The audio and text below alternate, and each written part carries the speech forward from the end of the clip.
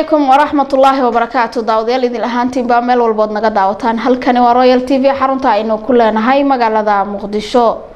داوديال waxaad ku soo dhawaataan warka caalamka waxaana idin la diyaaraha aniga Ahmiira Sheekh Maxamed Kashka.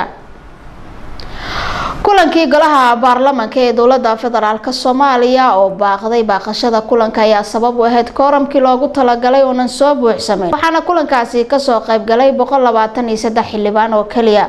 waxaana ka hadlay gudoomiyaha golaha baarlamaanka Maxamed Mursal Sheekh Cabdiraxmaan oo sheegay in loo gudbinayo xildhibaanadii aanan ka soo qayb galin kulan gudiga anshaxa ee baarlamaanka. waqtiga uu qorayay xiroosaadka golaha shacabka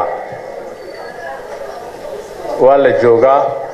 kooramku wuxuu marayaa 123 sidii hore aan ku ballanay xeer nidaamyaasha waa inay u gudbiyaan gudiga anshaxa liisaska ay hayaan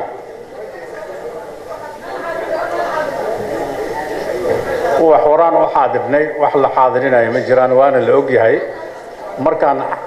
xaadirin uma baahnay waxay u baahan tahay ficil marka waxaan amraynaa nidaamyaasha inay ku wareejiyaan liisaska ay hayaan gudiga anshaxa maadaama kooramka uusan dhamayn fadhiga anaga ma furmin sidaa daraadeed waa kala tegaynaa insha Allah. waxaana geesta kala ka hadlay baaqashada kulankan xildhibaan Sakariye. waxay noqonaysaa mas'uuliyadii loo idmaray baarlamaankan inuusan ka bixin bay noqonaysaa. waxa weeye yaa waacid cid nafsak baa la yiraahdaa carab tiraahdaa ninka wax uu cadinayo horta naftaada wacdi baarlamaanku shaqadiisa hadduu ka bixi waayo asaga dambiilaa cidda marka annagu saaka 9 subaxnimo markay ahayd 3 saac subaxnimo aanu nimid haddana waa 5 saac 2 saac baan fadhinay waxaan qabanay male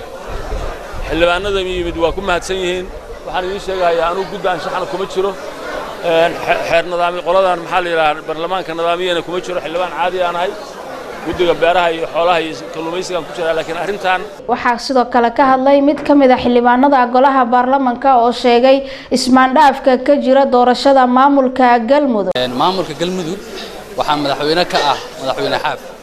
isaga laga rabaa marka inuu dadkii deegaanka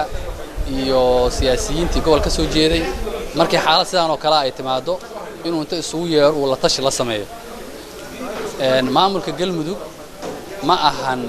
meherad qof leeyahay oo lagu la gorgortamayo waxaan ula jeedaa macalinka jooga Dhuusamareeb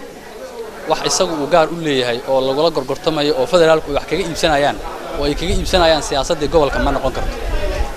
midda kale Galmudug dhismaheeda waxaa lagu dhisay